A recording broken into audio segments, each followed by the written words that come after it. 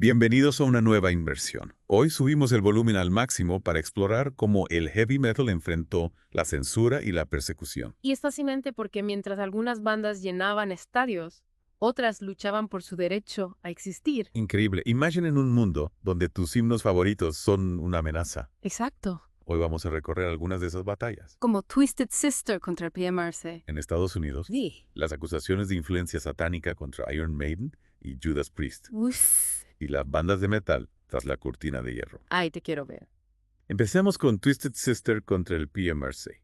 A mediados de los 80 surge el Parents Music Resource Center o PMRC, En Estados Unidos. un grupo que quería regular la música perjudicial. Y el heavy metal estaba en su punto de mira. Totalmente. Twisted Sister, con sus actuaciones teatrales y himnos rebeldes, se convirtieron en un blanco fácil. Claro. We're not gonna take it.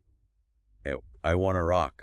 Eran vistas como Promotoras de rebeldía. y falta de respeto a la autoridad. El PMRC veía rebeldía donde los fans veían autoexpresión. Y peligro donde otros veían liberación. Exactamente. Pero aquí viene lo interesante. Ah, sí. The Snyder, el líder de Twisted Sister, Conocido por su salvaje personalidad. llevó la lucha al Senado de los Estados Unidos. ¿En serio?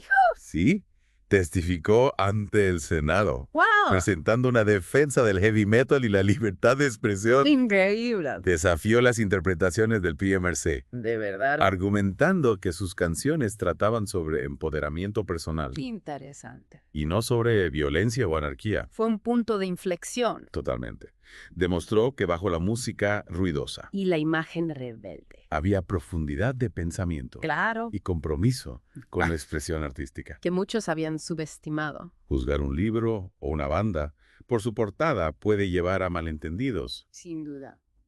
Y hablando de malentendidos, hablemos del pánico satánico, Ajá. esta ola de miedo y paranoia. Que se extendió por las comunidades. Y el heavy metal se convirtió en uno de sus principales objetivos. Desafortunadamente. No se trataba solo de letras malinterpretadas. Había gente que creía que ciertas bandas estaban involucradas en prácticas ocultas, O que intentaban corromper a la juventud. con mensajes satánicos, Bandas como Iron Maiden y Judas Priest se encontraron en el centro de este pánico. acusadas de promover creencias satánicas a través de su música. Exacto. Este pánico se alimentaba de ansiedades sobre el cambio social La incertidumbre económica. y la ruptura de los valores tradicionales. Empecemos con Iron Maiden. Vale, Su álbum, The Number of the Beast, se convirtió en un foco de controversia. por supuesto.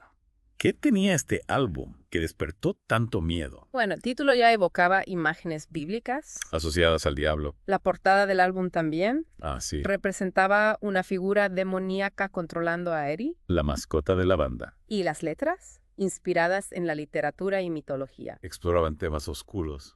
que algunos interpretaban como satánicos. Es curioso cómo la censura a menudo hace algo más popular. Como un fruto prohibido. Ya va. Exacto. La censura a menudo hace que lo prohibido parezca más atractivo. El efecto Streisand. ¿Y qué es eso? Cuando intentas suprimir algo, le das más publicidad. Ya veo. Pero las acusaciones iban más allá de las letras y las imágenes.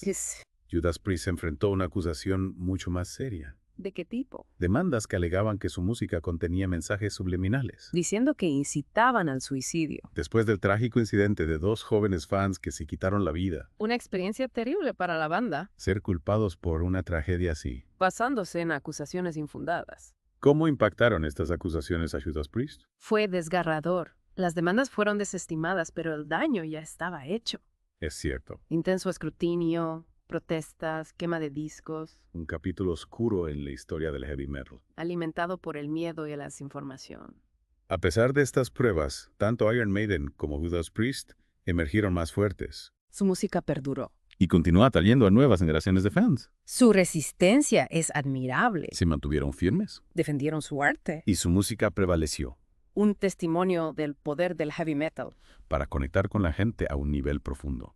y resistir las tormentas. Y hablando de tormentas, nuestra próxima parada nos lleva tras la cortina de hierro, Al bloque comunista. donde el heavy metal se enfrentó a un adversario totalmente distinto de los regímenes comunistas. Una historia de resistencia Resiliencia. y del poder de la música para trascender fronteras. Mientras las bandas en Occidente luchaban contra la censura de padres preocupados y grupos religiosos, tras la cortina de hierro las bandas de metal se enfrentaban a un oponente mucho más formidable. el propio Estado. Exactamente.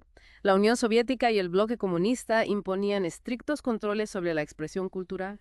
Y el heavy metal, con sus temas ruidosos y rebeldes, era visto como una amenaza directa. Sin duda. ¿Cómo podían siquiera existir bandas de metal en un entorno así? Era una lucha constante, una batalla contra la censura.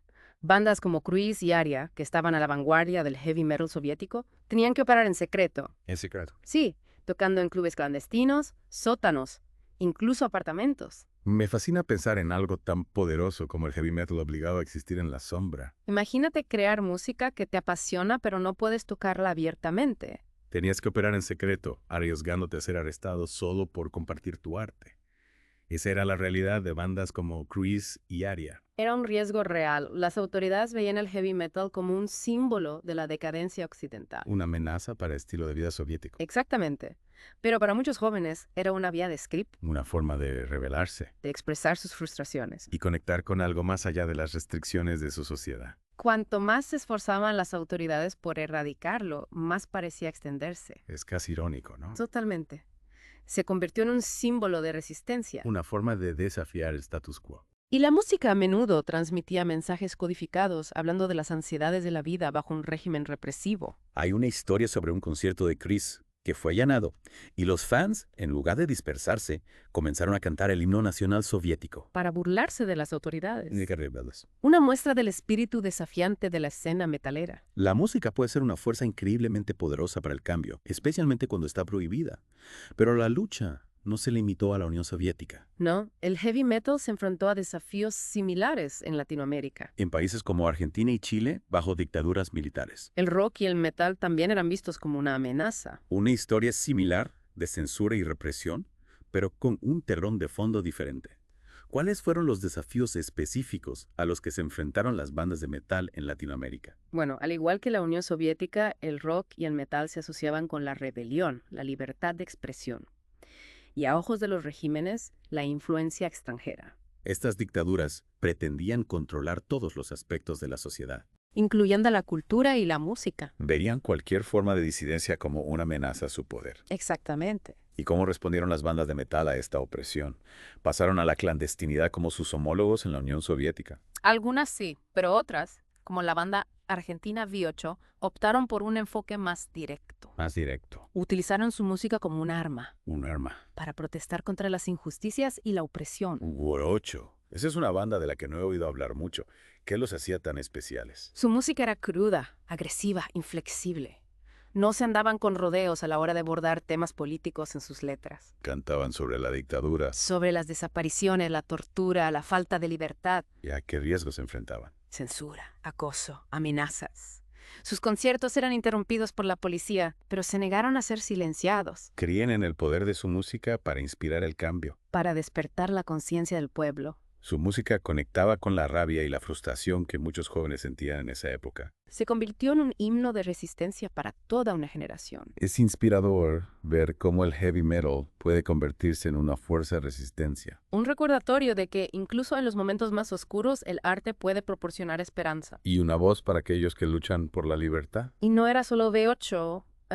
En toda Latinoamérica el heavy metal proporcionó una vía de escape para los jóvenes. Que buscaban expresarse en tiempos difíciles. Les dio un sentido de comunidad, un sentimiento de pertenencia. Y una forma de canalizar sus frustraciones. Sus ansiedades. Tanto si se trataba de luchar contra la censura en Estados Unidos. Desafiar a los regímenes comunistas tras la cortina de hierro. O protestar contra las dictaduras en Latinoamérica. El heavy metal siempre ha sido algo más que música.